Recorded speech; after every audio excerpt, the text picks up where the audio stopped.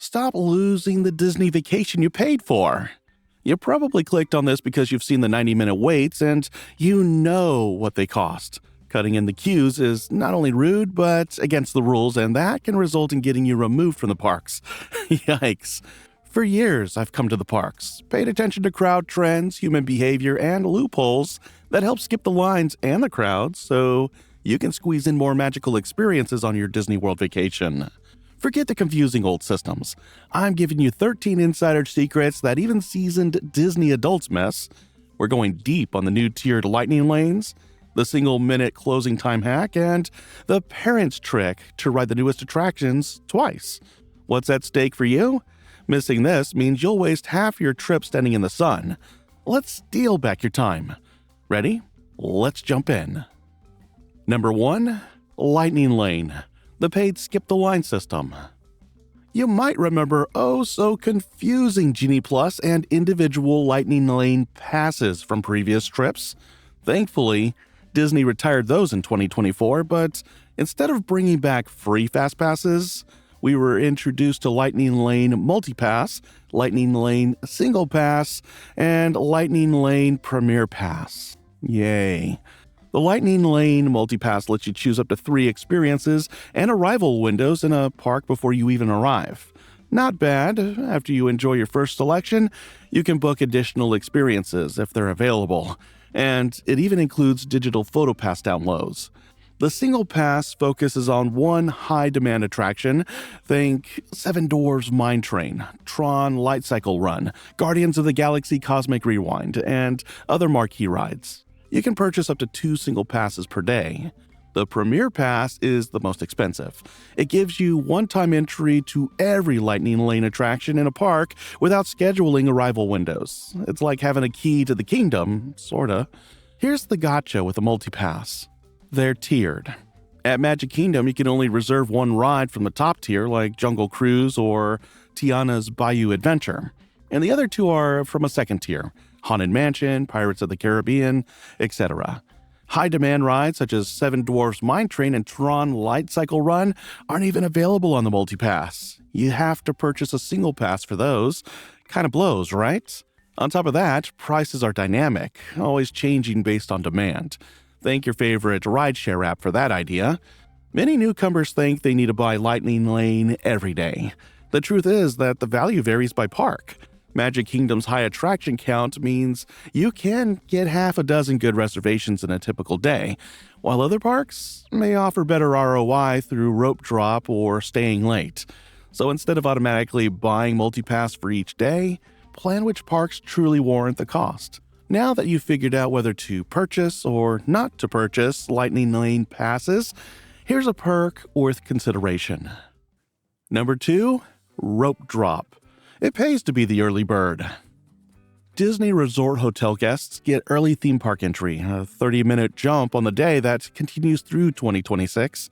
It's available at all 4 Walt Disney World theme parks, and it grants you access to select attractions, shops, and dining before regular guests enter.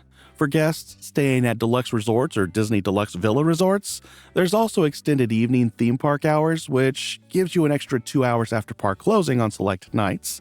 But what if you aren't staying on site? I have 3 words for you. Rope drop, rope drop, rope drop. Don't check the math on that.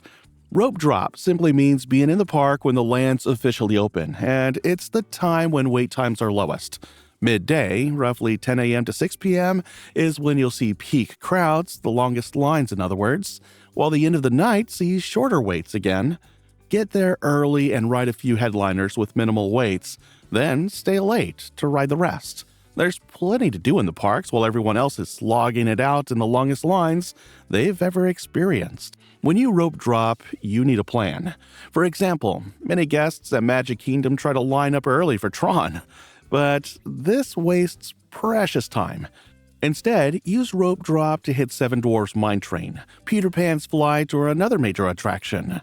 Similarly, Frontierland and Adventureland typically open at regular rope drop rather than during early entry, so plan to pivot there right after your first ride. Save Tron or Tiana's Bayou Adventure for later in the day, or even better, right before park close. More on that in a moment. Also, keep in mind, new rides often have downtime early in the day while systems calibrate. By afternoon or evening, the kinks have usually been ironed out. Watch the app for wait time drops before deciding to commit. Here's a strategy that many Disney pros swear by: rope drop plus lightning lanes.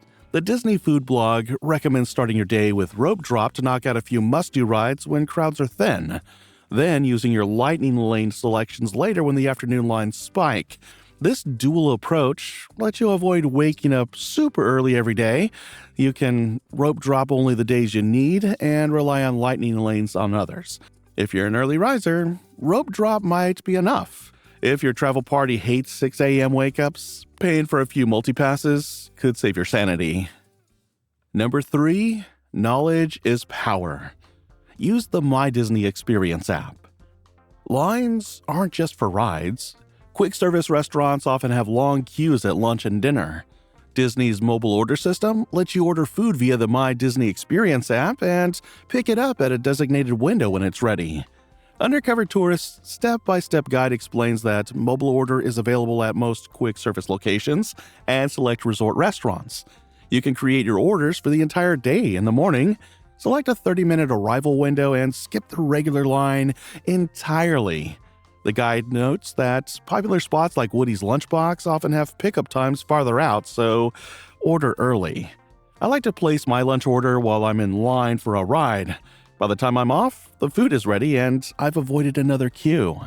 Besides food, the My Disney Experience app handles other time-saving functions.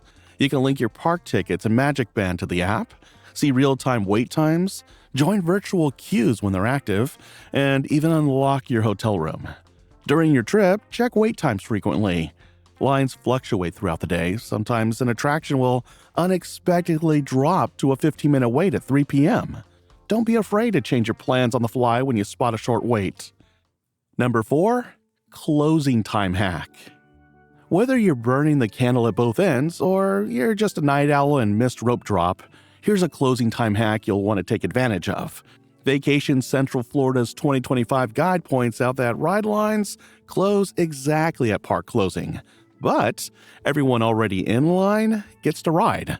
This means you can hop in line at 8:59 p.m. for a 9 p.m. closing and still experience the attraction with minimal wait. Combine this with posted wait times that are often exaggerated at night, and you've got a recipe for squeezing in one last major ride. In my experience, attractions like Seven Dwarfs Mine Train, Avatar Flight of Passage, and Tron have their shortest waits right before the park shuts down. So don't leave early. Instead, grab a snack, watch the fireworks from a less crowded spot, then get in line a minute before closing. Or, if the rides matter more, skip the fireworks and parades and grab that snack on your way out of the parks after that last ride. It feels like cheating, and it works. We've covered the essential tools: lightning lanes, rope drop, mobile ordering, and a closing time hack.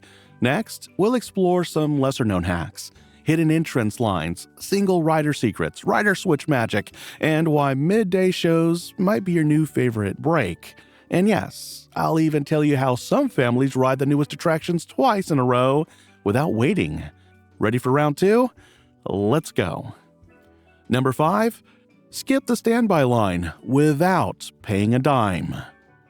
Disney offers single rider lines at several attractions. These queues fill empty seats in ride vehicles and are perfect for guests who don't mind splitting up their group.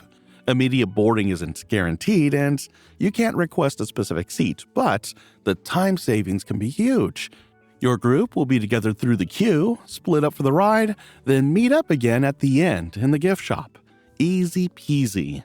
As of 2026, the official list includes Expedition Everest at Animal Kingdom, Millennium Falcon Smuggler's Run, Star Wars Rise of the Resistance, and Rock and Roller Coaster at Hollywood Studios.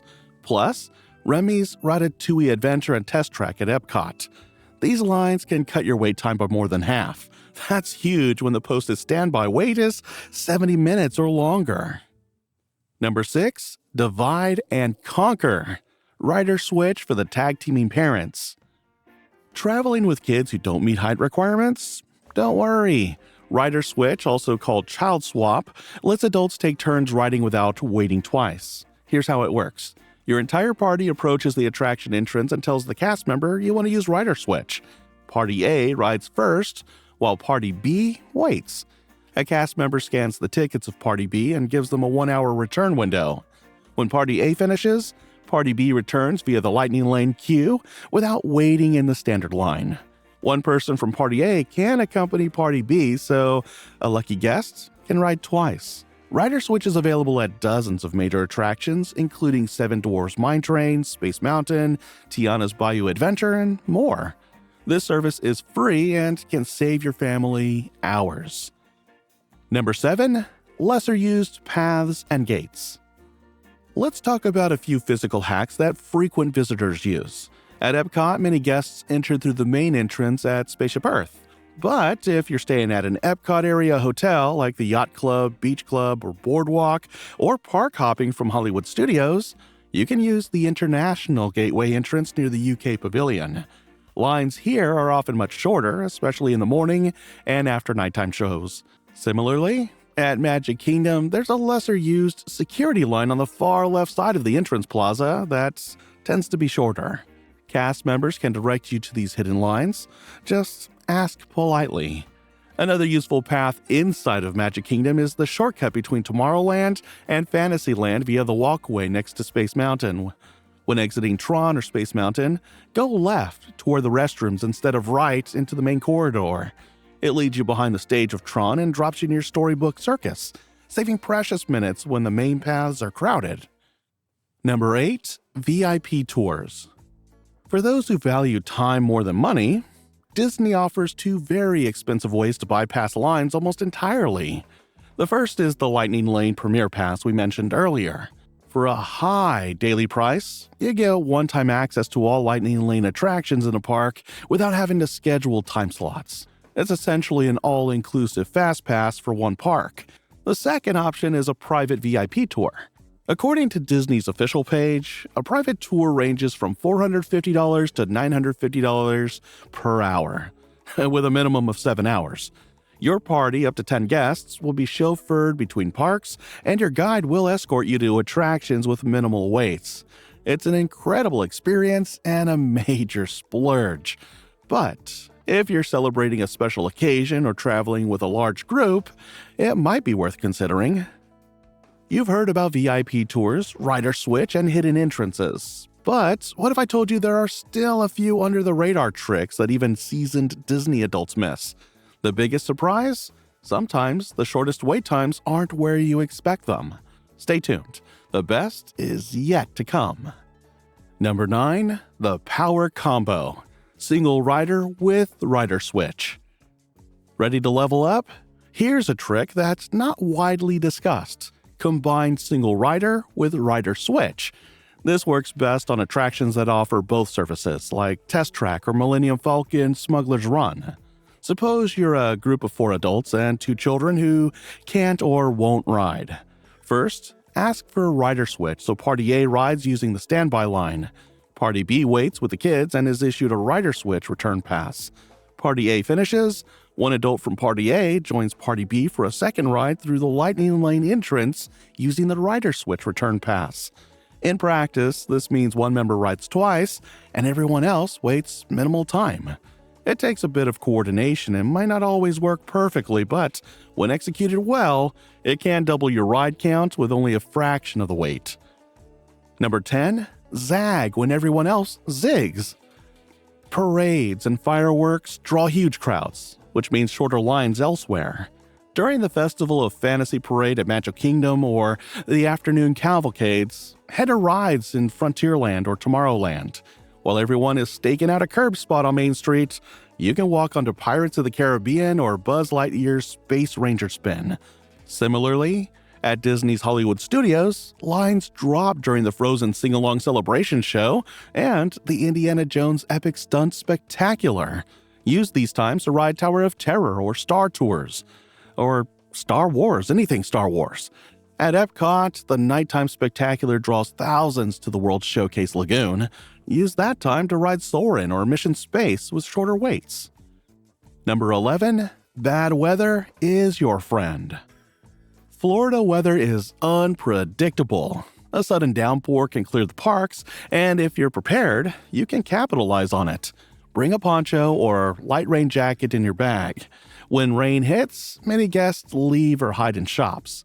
Outdoor rides may shut down temporarily, but indoor attractions like Haunted Mansion, Space Mountain, Pirates of the Caribbean, or Soarin' remain open. Lines shrink dramatically. This is the time to power through indoor rides with minimal waits. When the rain stops, you'll have knocked out multiple attractions while others are still browsing the merchandise. One thing to keep in mind when pulling off this hack, is to stay as dry as possible or have the ability to dry off quickly as soon as you're indoors, because getting into that ice-cold air conditioning while you're soaking wet will keep you shivering through what should be a fun skip-the-crowd experience. Number 12. Transportation hacks. Line-skipping strategies aren't limited to the rides or food. Getting to and from the parks efficiently can save hours. If you're staying on-site when everyone is cramming in long lines waiting for a bus back to their resorts, consider using alternate transportation like the monorail, Skyliner, and boats instead of buses when possible. For example, the Skyliner connects Epcot, Hollywood Studios, and several resorts. It's often faster and more scenic than waiting for a bus. At closing time, bus lines can be 30 minutes or longer. Sometimes walking to a nearby resort and calling a rideshare is worth the cost. If you drive, leave before the fireworks, or wait until an hour after to avoid the post-show parking lot surge. You may even catch the kiss goodnight if you're in Magic Kingdom. Number 13. Annual pass holders and Disney Vacation Club perks. If you're a frequent visitor, consider becoming an annual pass holder or renting Disney Vacation Club points for deluxe accommodations. Pass holders often get special entry times and discounts, though they still need park reservations for some dates. Renting Disney Vacation Club points can slash deluxe resort rates by up to 70% and still counts as a deluxe stay, granting extended evening hours access on both check-in and check-out nights. Cast members simply scan your Magic Band to verify your status. This means you can enjoy upscale resorts like Boardwalk or Old Key West without paying full rack rate, and you get those extra hours perks when crowds are much lighter. DVC rental can make deluxe resorts more affordable, giving you access to extended evening hours. The combination of long resort hours, shorter lines, and comfortable lodging can transform your trip.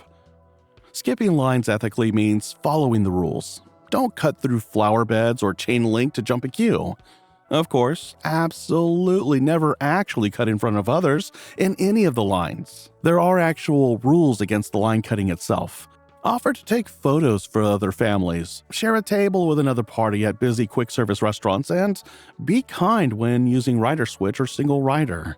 Disney Magic is about more than just efficiency, it's about making memories with everyone around you. Wow, we've covered a lot, right?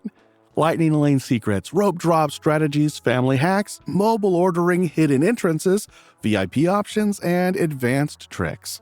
My challenge to you? Which of these strategies are you most excited to try on your next trip? Do you rope drop every day, or are you more of a late-night rider? Leave your answers in the comments and share your own tips. I read every single one. If you found this video helpful, hit the like button, share it with your Disney-loving friends, and subscribe for more insider guides. And hey, if you want to see how I built a perfect Magic Kingdom itinerary using these strategies, click the next video on your screen. I'll walk you through a day, step by step. Your adventure is just beginning.